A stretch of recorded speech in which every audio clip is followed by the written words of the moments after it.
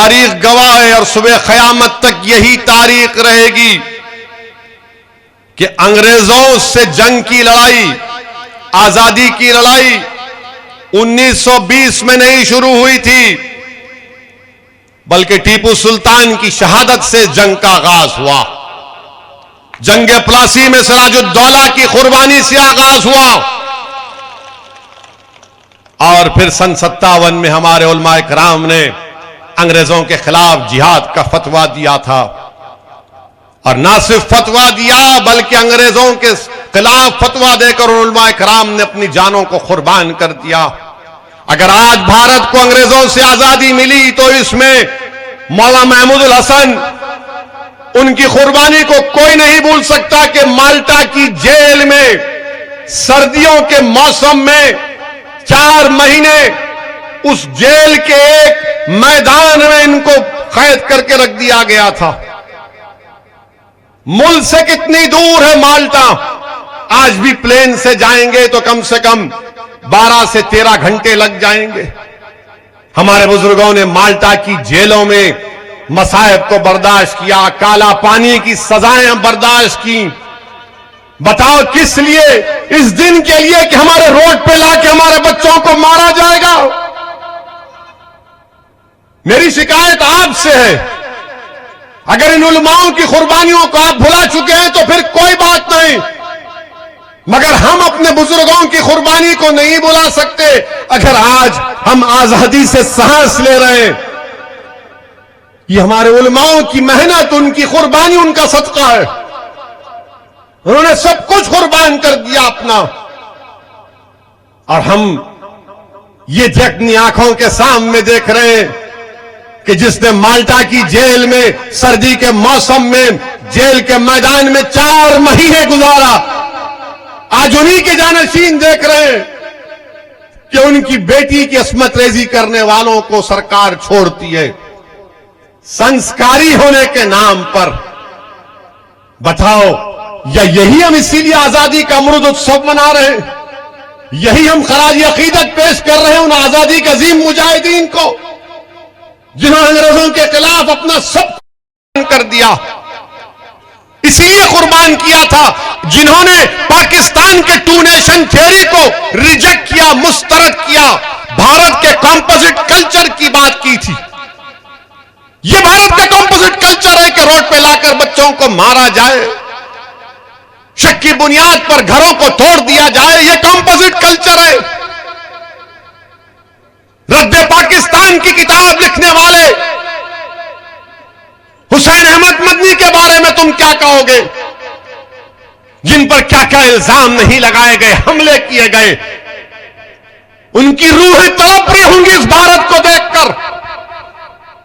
میرے عزیز دوستوں اور بزرگوں، کیا ہم صرف تڑپیں گے اور صرف آنکھ میں آنسو لا کر اپنے گھر میں جا کر سو جائیں گے؟ نہیں، میں آپ سے اپیل کر رہا ہوں کہ ان علماؤں کو زندہ رکھنا ہے، وہ مرے نہیں، وہ دنیا سے ضرور گئے مگر ہمارے دماغوں میں ان کی قربانیاں آج بھی زندہ اور کل بھی رہیں گی۔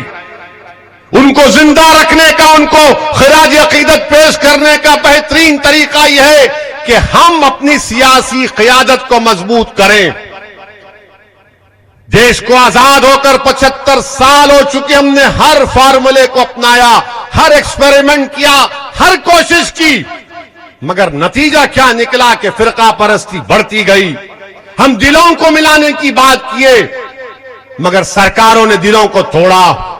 ہم نے گھروں کی دیواروں کو ہٹانے کی بات کی مگر ہمارے گھر کو جلا دیا گیا۔ ہم نے کہا کہ مل بیٹھ کر ختم کریں گے مگر آپ نے دوریاں پیدا کی ہیں۔ میرے عزیز دوستوں اور بزرگوں، میری آپ سے التجا ہے کہ مجلس کو ایک موقع دیجئے۔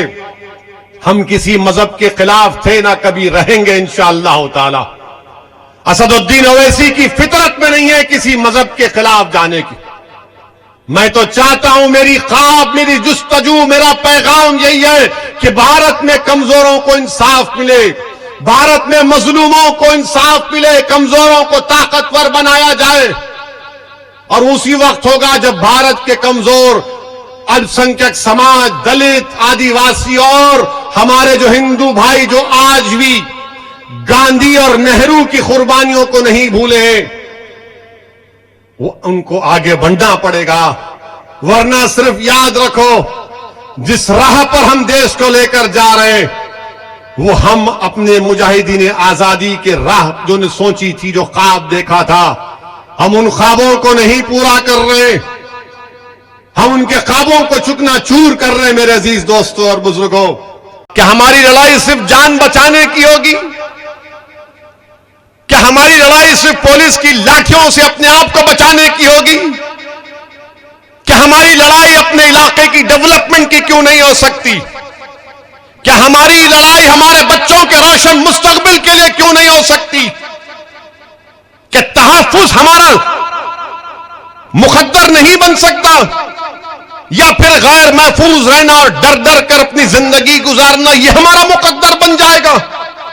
नहीं मेरे अजीज दोस्तों और बुजुर्गों, जब आप निकलकर वोट डालते हैं किसी पार्टी को, किसी पार्टी के उम्मीदवार को, तो इस उम्मीद पर वोट डालते हैं कि ये मेरा खादिम होगा, ये मेरी तड़प को समझेगा, ये मेरी तकलीफ को उसका हल तलाश करेगा, ये मेरे लिए लड़ेगा, ये मेरे लिए आवाज उठाएगा। मेरा मकसद मुझे मालूम, मुझे जानता हूं कि भारत की जमहूरियत में, भारत की लोकशाही में जिस संविधान को बाबा साहिब अंबेडकर ने बनाया, और अंबेडकर ने मजलूमों को एक पैगाम दिया कि चाहे वो मुसलमान हो, दलित हो, आदिवासी हो, गरीब हो, कमजोर हो, देखो संविधान तो मैंने तुमको दे दिया, मगर अगर बराबरी हासिल करना है, भाईचारगी हासिल करना है, इज्जत को हासिल करना है, तो तुमको सियासी ताकत को हासिल करना पड़ेगा।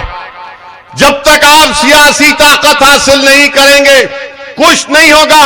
और याद रखो, अंबेडकर ने सही कहा था, जब मीडिया के लोगों ने आज हमसे सवाल करते कि 3 है, 3 का क्या करोगे, उस वक्त अंबेडकर से भी पूछा था कि इतने 90 से ज्यादा दलित लोकसभा में जीत कर जाते हैं, और बाबा साहिब आप दलित समाज की सियासी ताकत के लिए बात करते हैं, इतने बड़ी तादाद में लोग हैं। तो बाबा साहिब अंबेडकर ने कहा कि हां, इतने बड़ी तादाद में जीत के तो जाते हैं, मगर वो अपना मुंह कब खोलते, जब उनको अंगड़ाई लेना है।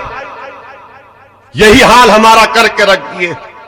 अगर भारत में जमहूरियत है, लोकशाही है, संविधान है, मगर भारत की सियासत की एक तल्ख हकीकत मैं बता रहा हूं, मुसलमानों को, हमारे दलित भाइयों को, आदिवासियों को समझना पड़ेगा, गरीबों को, कमजोरों को, मजलूमों को समझना पड़ेगा कि आज भारत की राजनीति में गरीब, मजलूम, मुसलमान, दलित, आदिवासी की, कमजोरों की कोई अहमियत नहीं है। जिसके पास दौलत है वही तो एमएलए एमपी बन के जा रहा है, वही तो जीत कर जा रहा है। जब वो जीत कर जाता है तो क्या उसके दिल में गरीब की, कमजोर की मोहब्बत होगी? क्या उसके दिल में कमजोर को ताकतवर बनाने का इरादा होगा? क्या उसके दिल में एक जज्बा होगा कि मैं उन लोगों को जो नीचे, उनको उठाकर आसमानों पर खड़ा कर दूंगा? वो तो यही देखेगा कि मैं दौलत की ताकत पर जीत कर आया हूं, तो मैं अपनी ताकत को मजबूत करूंगा, उसमें इजाफा करूंगा। मैं भारत के मुसलमानों से अपील कर रहा हूं, सुन लो मेरी इस बात को। आपको शायद पसंद ना आए, मगर सच्चाई बयान कर रहा हूं कि आज भारत की राजनीति में मुसलमानों की कोई अहमियत नहीं है, कोई अहमियत नहीं है। आपके वोट की भी अहमियत नहीं है, क्योंकि जो अपने आप को सेकुलर कहते हैं, जो सही मानों में बीजेपी के बराबर फिरका परस्त हैं, ये पूरी पार्टियां ये जानती हैं कि आज मुसलमानों को जाकर बोलने की जरूरत नहीं है। मुसलमान खुद बीजेपी, आरएसएस के डर से हमको वोट दे देगा।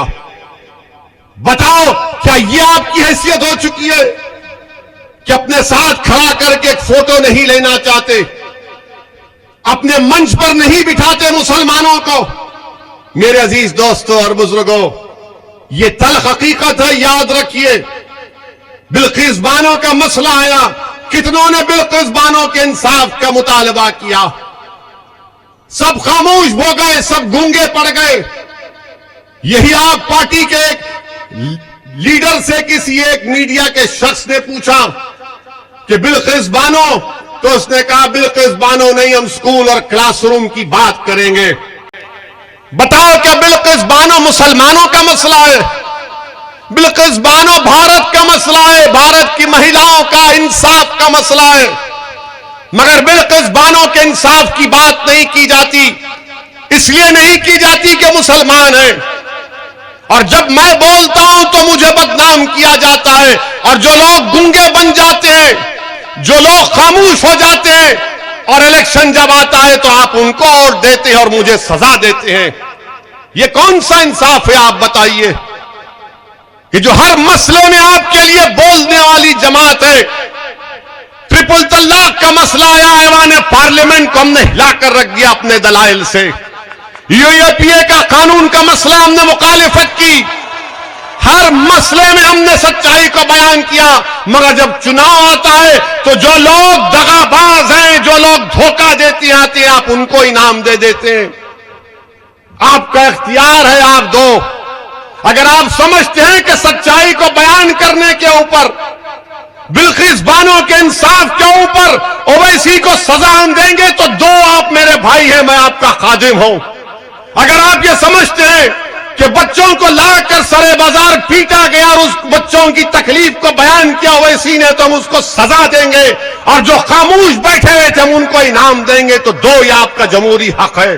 مگر میرے عزیز دوستوں اور بزرگوں، جو لوگ خاموش ہیں وہ آپ کا مذاق اڑا رہے ہیں، جو لوگ خاموش ہیں وہ آپ کا استحصال کر رہے ہیں، جو لوگ خاموش ہیں وہ آپ کی بربادی کے افسانے پلاننگ بنا رہے ہیں، جو لوگ خاموش ہیں وہ ہمیشہ کے لیے آپ کو خاموش کرنا چاہتے ہیں۔ اسی لیے یہ دیوانہ آپ کے درمیان میں کھڑے ہو کر پکار کر کہہ رہا ہے کہ بھارت کی لوک شاہی میں اگر انصاف کو حاصل کرنا ہے، اپنے حق کو حاصل کرنا ہے، جس کا ذمہ، جس کی گارنٹی بھارت کے سمویدھان نے ہم کو دی ہے، تو کیا خاموش بیٹھنے سے ہوگا؟ اٹھو، ایک کوہرام مچا دو۔ میرے عزیز دوستوں اور بزرگوں، یہی بات مجھے آپ تک کہنا تھا کہ آپ اپنے ووٹ کی اہمیت کو سمجھیے۔ مجلس کا ساتھ دینا نہیں دینا یہ آپ کا جمہوری اختیار ہے، مگر میرا کام یہ ہے کہ آپ کے درمیان میں کھڑے ہو کر میں آپ کے سامنے ان باتوں کو رکھوں، آپ سے التجا کروں، آپ کو سمجھانے کی کوشش کروں۔ میرے الفاظ میں اتنی طاقت نہیں ہے، میں گناہگار ہوں کہ آپ کے دل کو موڑ سکوں، مگر میرا ایمان یہ کہتا ہے، میرا ماننا یہ ہے کہ دلوں کو موڑنے والا رب کائنات ہے۔ اللہ ہی آپ کے دلوں کو موڑے گا انشاءاللہ تعالی۔